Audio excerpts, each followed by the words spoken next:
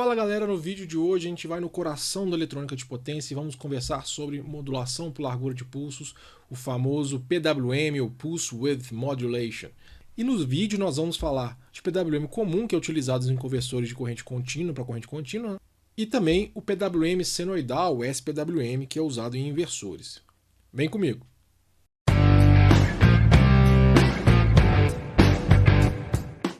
Fala galera, aqui é o professor Thiago e nós vamos falar então sobre PWM, que é a tecnologia de modulação pulsada muito utilizada em eletrônica de potência para controlar circuitos cheveados.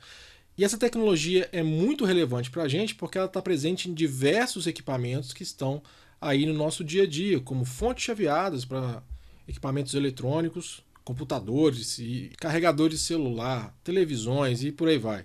Também os inversores que hoje viabilizam a energia fotovoltaica, energia eólica, os inversores de frequência para acionamento de máquinas, também estão presentes lá no LED driver das luminárias LED atuais.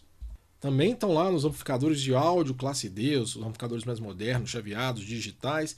Então vocês podem ver que essa tecnologia é empregada em praticamente todos os ramos da nossa vida. Do momento que você acorda, do momento que você vai dormir, tem algum equipamento que você está utilizando que emprega a modulação PWM, que usa eletrônica de potência.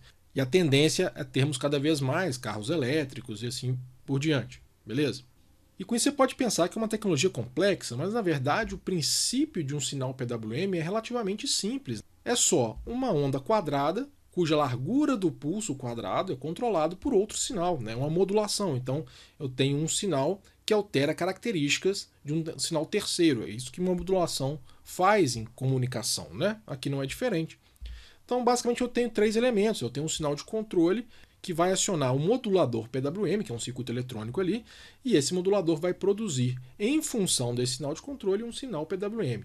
Né? Só para a gente entender mais ou menos a filosofia do funcionamento desse sistema é o seguinte, vamos imaginar que esse sinal de controle aqui ele tem um range aí de 0 a 1 volt. Né? Então, o que eu espero? Quando eu tenho 0 volts, eu espero um sinal PWM que seja simplesmente uma tensão nula, né? Se eu tiver um sinal de controle, por exemplo, de 0,5 volts, na metade da minha faixa, o que eu espero ver na saída é uma onda quadrada, onde eu fique 50% do tempo em nível lógico alto e 50% do tempo em nível lógico baixo.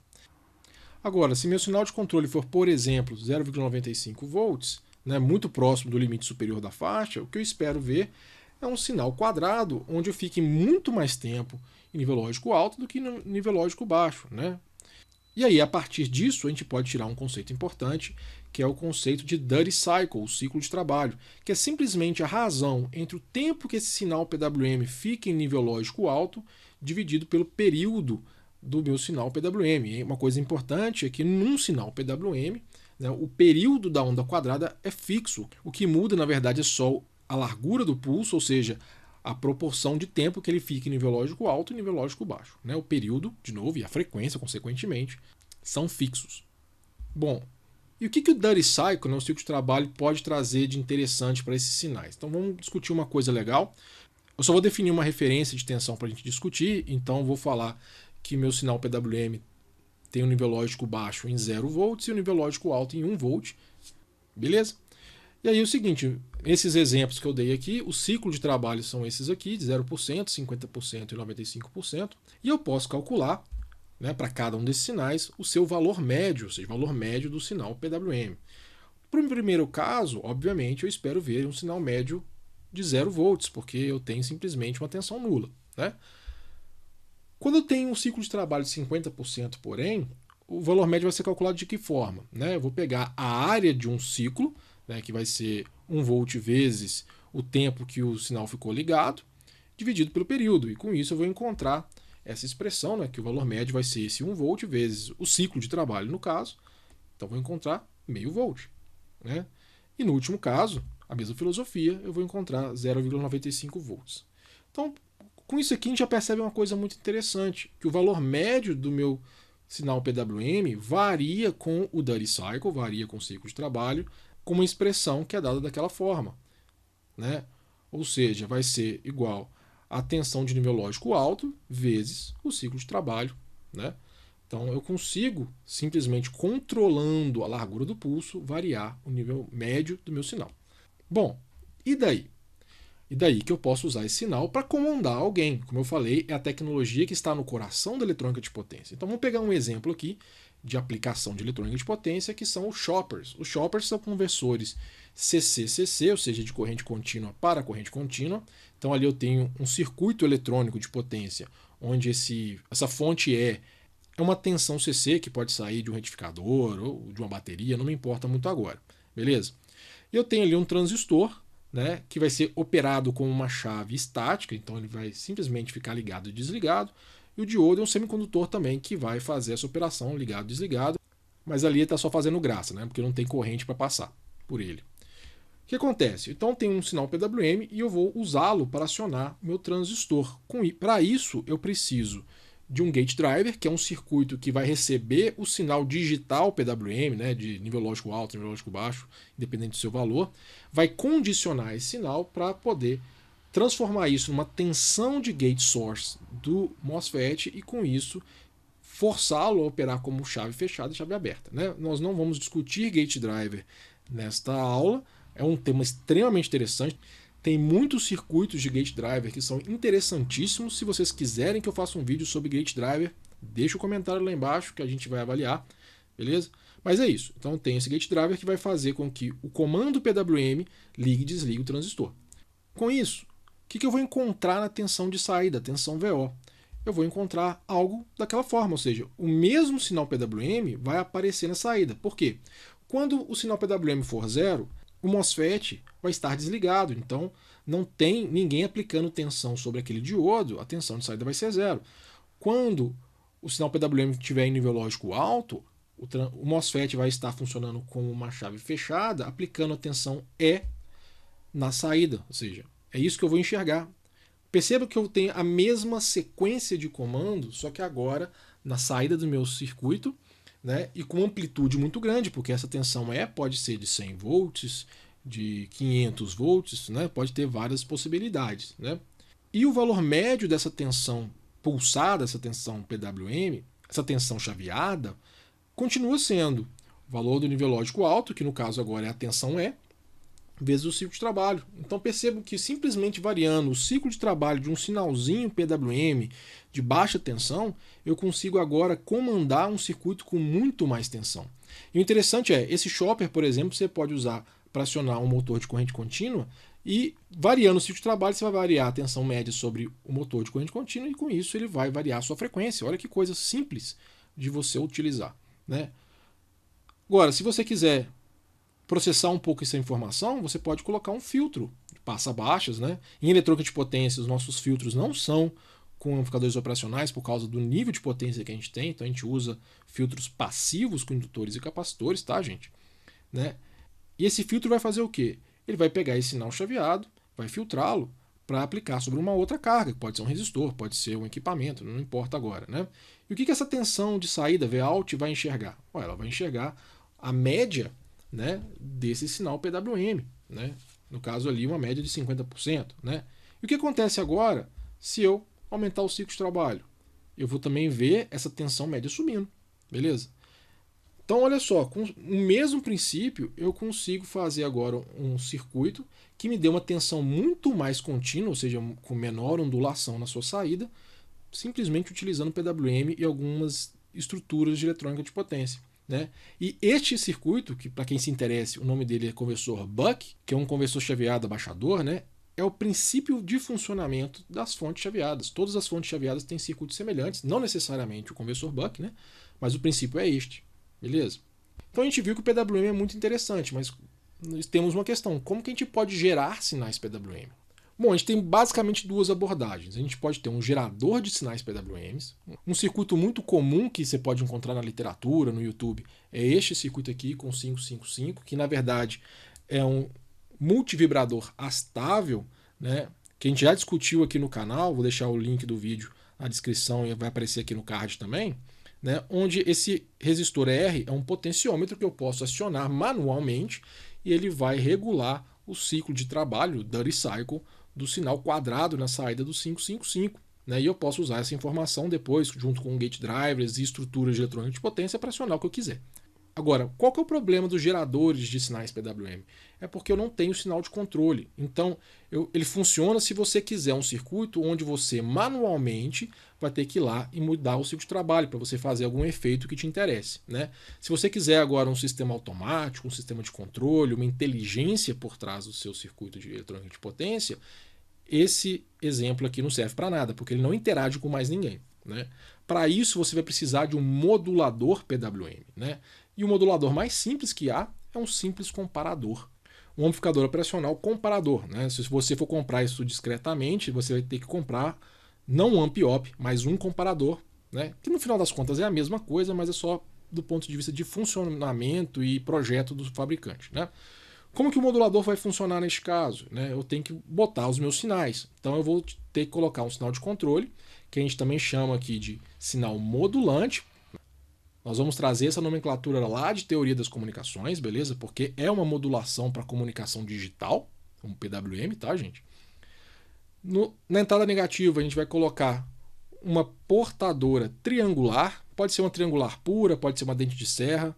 Neste momento não faz muita diferença. E com isso, esse comparador, né, vai comparar esses dois sinais e produzir um sinal digital na saída, que é o nosso PWM. Uma coisa importante é que os valores de nível lógico alto e baixo vão ser determinados pelos níveis de saturação do comparador em si. Agora, uma coisa que é importante falar é que a implementação do modulador PWM pode ser feita de várias formas, né? A gente pode usar, sim, um comparador analógico tradicional, a gente pode usar um biestável, a gente pode usar um CI próprio, um controlador PWM que existe no mercado aí para simplificar a nossa vida. E atualmente a gente tem muitas implementações digitais, né? Os DSPs que existem hoje no mercado, né, que são processadores digitais de sinais, como o DSP da Texas, da Analog Devices, né? Eles normalmente têm periféricos que implementam PWM. Então a portadora vai ser implementada com um contador, vai ter um hardware de comparação e eles vão produzir esse PWM de forma inteiramente digital. Existem pequenas diferenças de funcionamento do PWM analógico para o PWM digital, né, mas a gente não vai abordar neste vídeo. Tá? Bom, pegando então o nosso modulador, alguns parâmetros importantes. A amplitude do sinal modulante tem que ser menor que a amplitude da portadora. Ou seja, no final das contas, o sinal modulante tem que caber dentro da portadora para o modulador funcionar bem. Pegando aqui um exemplo de simulação, a gente tem ali uma dente de serra como nossa portadora, nossa modulante está na metade da faixa, gerando um PWM de 50% de ciclo de trabalho, beleza? Por que o sinal modulante tem que caber dentro da portadora? Porque se ele for abaixo do limite inferior ali, que no caso é 0 volts, a minha saída PWM vai ser inteiramente zero, né? Um sinal nulo. Se, por outro lado, o modulante for acima do limite superior da triangular, no caso ali 1 volt, o meu sinal PWM vai ser simplesmente uma tensão em nível lógico alto. Então eu perco essa oscilação, esse chaveamento do meu sinal. E com isso eu vou ter o quê? A saturação do meu sinal de saída. No final das contas é isso. Meu nível médio para de variar com o meu sinal de controle por causa disso. Beleza? Olha que coisa interessante. Vamos tentar determinar a partir desse sinal qual que é o meu Dirty Cycle. A gente sabe que é 50% aqui neste exemplo, mas como que a gente pode matematicamente definir isso? Então vamos definir alguns períodos. Primeiro o período de chaveamento, ou período da portadora, ou período PWM, você pode chamar de várias formas, que é o período de uma triangular ali, chama de TS. Outra coisa é o período em que o meu PWM fica em nível lógico alto, que eu chamo de T-on ali, né? Além disso, vamos definir duas amplitudes importantes aqui. A primeira é a amplitude da triangular e a segunda amplitude da modulante. Percebam com esse desenho, né, que eu enxergo dois triângulos. E aí, usando simplesmente semelhança de triângulos, eu consigo levantar uma expressão que é essa aqui, né, onde mostra que o Dirty Cycle, que é igual ao tempo ligado sobre o período total, como a gente já comentou, também é igual à amplitude da minha modulante dividido pela amplitude da triangular. Então eu consigo projetar meu ciclo de trabalho, eu consigo fazer essa relação. É uma relação linear. E o interessante é que se a gente voltar lá para o Chopper, né, e pegar essa expressão da tensão de saída média do Chopper e aplicar essa nova equação que a gente levantou de uma forma trivial, a gente encontra uma outra equação que também pode ser utilizada para determinar a tensão média de saída de um Chopper ou de um conversor Buck, como esse exemplo aqui, que vai ser igual A tensão da fonte DC que alimenta o circuito, dividido pelo pico da triangular, multiplicado pela amplitude da modulante. Beleza. Agora, olha que interessante. Uma vez que eu determinei meu circuito, normalmente a tensão E e a tensão da triangular são parâmetros constantes, de forma que essa razão que a gente está vendo ali, E sobre V', se torna uma constante e a gente pode tratar isso como meramente um ganho, né? Chamado também de ganho PWM. Então, olhe que o nosso chopper, que o nosso conversor Buck, ele se torna um amplificador que vai pegar o meu sinal modulante, que é um sinal contínuo, vai amplificá-lo daquele ganho PWM e eu vou observar isso na saída do meu circuito. Então, é um amplificador com relação linear, apesar dele ser feito com um circuito completamente não linear, um circuito chaveado. Olha que coisa interessante que o PWM nos traz, juntamente com a eletrônica de potência. Agora, a gente falou do PWM comum, que é utilizado para controlar conversores CC-CC, mas a mesma filosofia pode ser utilizada para inversores, o que é chamado agora de PWM senoidal. Nesse tipo de sistema, obviamente, eu preciso de um conversor eletrônico de potência, que é um inversor. Vocês podem ver que um exemplo de inversor, não só existe este não, tá, gente? Mas um exemplo para essa discussão, que é muito semelhante ao chopper que a gente estava discutindo, né? A diferença é que agora o meu filtro LC, que vai filtrar o sinal PWM para a carga que eu quero alimentar, ele não é mais referenciado ao terminal negativo da fonte e sim a um terra. E a posição desse terra a gente vai discutir um pouco para frente, só para não confundir agora, tá? Então, o circuito é muito semelhante. A questão é que agora eu tenho 2 transistores para serem acionados, né? Eu posso ter um gate driver que acione os dois, eu posso ter 2 gate drivers para cada um desses transistores. Existem várias formas de implementar, que também não vamos abordar agora, né? Mas esses gate drivers vão receber o meu comando PWM e vai condicioná-lo para acionar os 2 transistores. Normalmente eu vou obter o quê? Vou obter um sinal PWM semelhante ao comando para o transistor superior e o sinal PWM barrado para o transistor inferior, né? Na verdade, tem um detalhe que é importante mencionar, né?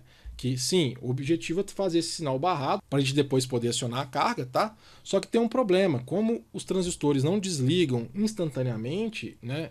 E eu estou usando 2 transistores em série ali, na hora que eu desligo o transistor de baixo, por exemplo, e mando ligar o transistor de cima, o que vai acontecer é um curto-circuito na minha fonte E. Isso é catastrófico, porque o transistor conduz uma corrente absurda, muito rápido e acaba queimando os transistores, né? Então, na vida real, o que a gente faz é na hora que eu mando ligar um transistor num braço de transistores, que a gente chama esse arranjo sério, eu, na verdade, dou um atraso, né? Eu não ligo na hora que o comando pede, eu dou um atrasozinho, né? Eu insiro um delay, que a gente chama de dead time, ou tempo morto, né? Para exatamente evitar esse curto-circuito. Lógico que vai ter algum efeito no nosso circuito, mas para essa discussão ele é relativamente irrelevante. Então o circuito de um inversor básico é mais ou menos esse, então vamos entender como que o PWM senoidal vai funcionar aqui, né? O modulador PWM ali é basicamente o mesmo, né? A diferença é que meu sinal de controle agora é um sinal alternado, uma senoide, dependendo do que eu quero fazer. Beleza?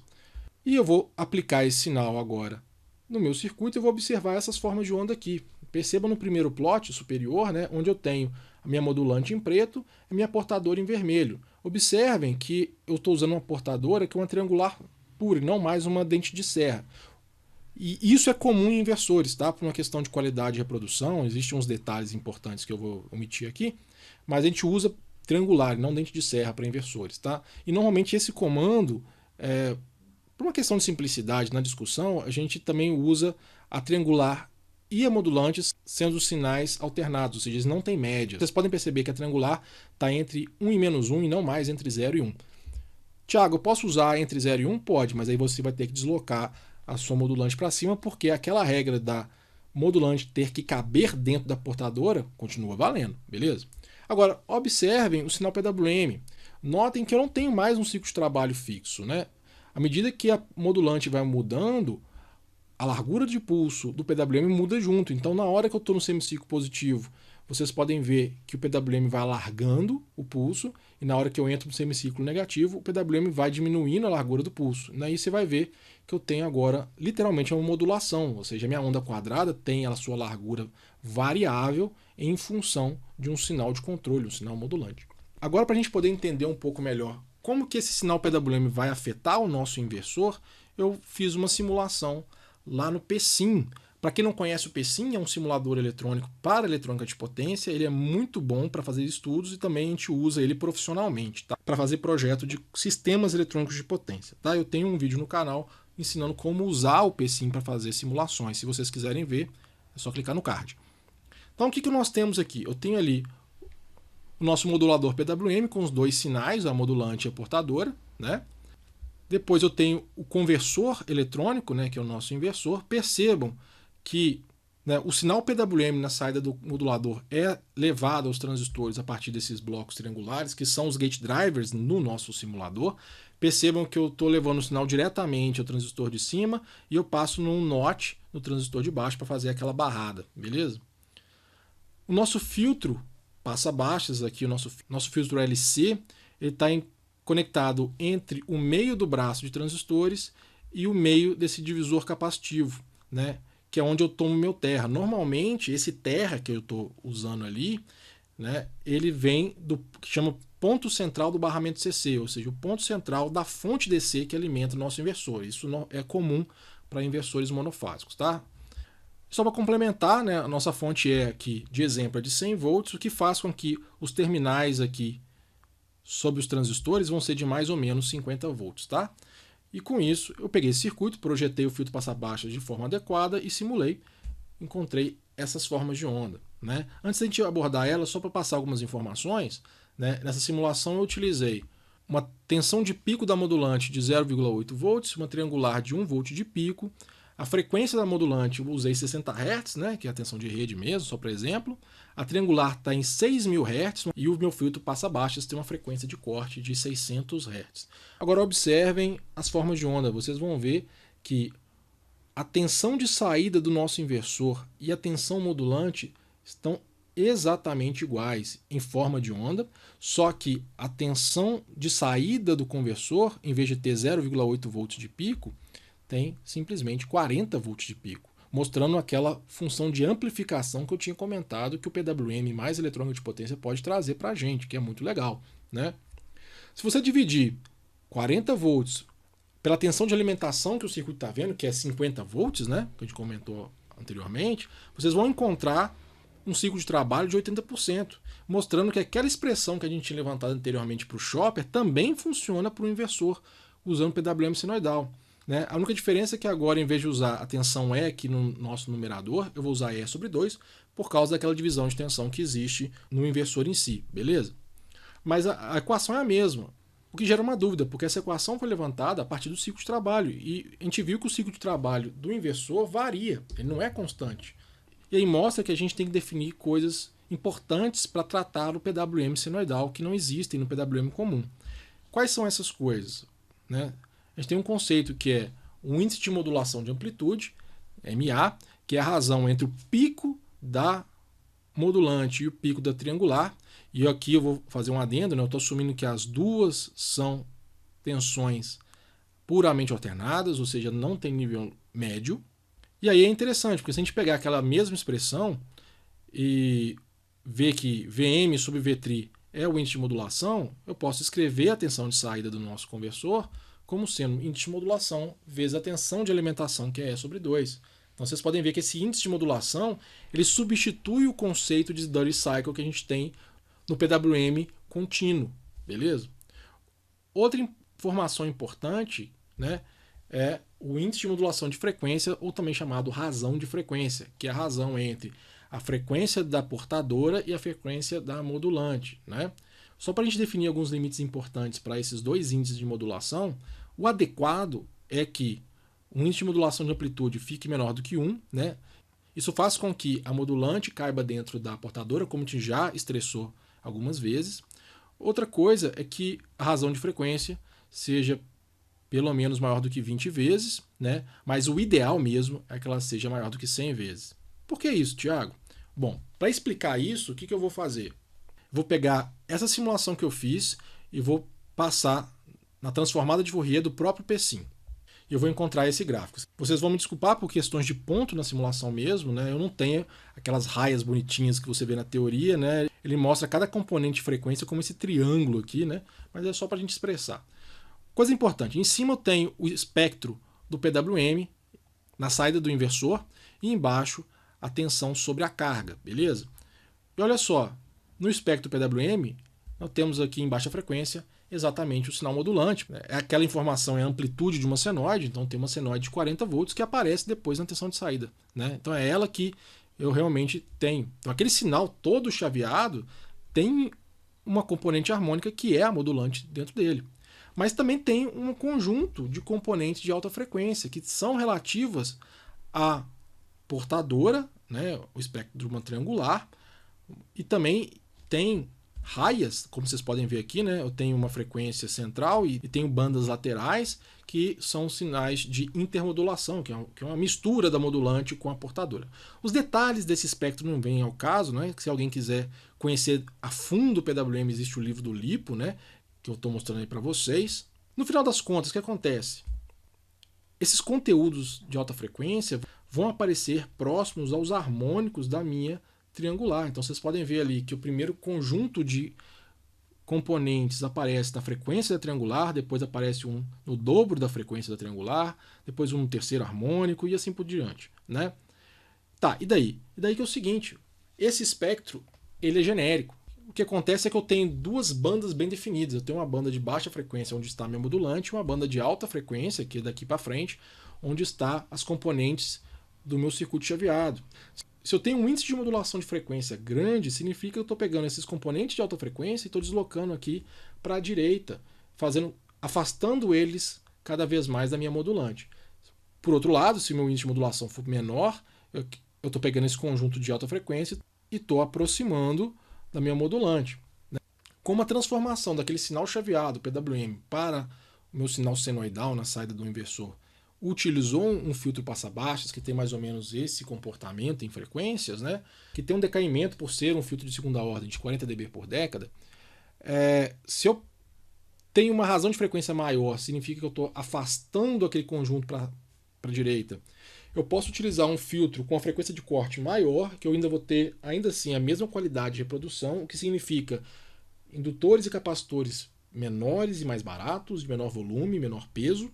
Né? Por outro lado, se eu diminuo a razão de frequência e aproximo esses componentes de alta frequência da minha modulante, eu tenho que reduzir a frequência de corte do meu filtro para poder ter um sinal de saída adequado. Isso faz com que o meu filtro fique maior, mais caro e mais pesado, e também faz com que em algum momento eu comece a afetar não só a amplitude do meu sinal de modulante na saída, e também a sua fase, beleza? Então, quanto maior a frequência, melhor. Né? Obviamente não é tão simples assim, porque tem outros parâmetros que a eletrônica de potência traz para limitar o quão grande vai ser a minha razão de frequência, mas isso é um assunto para outro vídeo, beleza? Então, gente, é isso. Obviamente existem várias outras coisas que a gente pode discutir sobre PWM, principalmente quando a gente vai analisando os conversores em conjunto, porque a modulação vai se adaptando ao tipo de conversor que a gente tem, mas isso é um assunto mais avançado, eu não quero me delongar mais do que eu já demorei nesse vídeo. O vídeo já ficou até bastante longo. E aí eu peço que, se vocês tiverem interesse em outros assuntos de eletrônica de potência, deixem um comentário aqui para mim, para eu saber o que é interessante, o que é importante para vocês, para eu poder gravar mais vídeos sobre o assunto, beleza? Então é isso. Se vocês gostaram, não esqueça de dar um like, que ajuda demais na divulgação do vídeo do canal, para a gente poder atingir o maior número de pessoas possível. Se inscreva no nosso canal, ative as notificações para eu saber quando eu posto novos vídeos. E é isso aí, um grande abraço, até a próxima, tchau!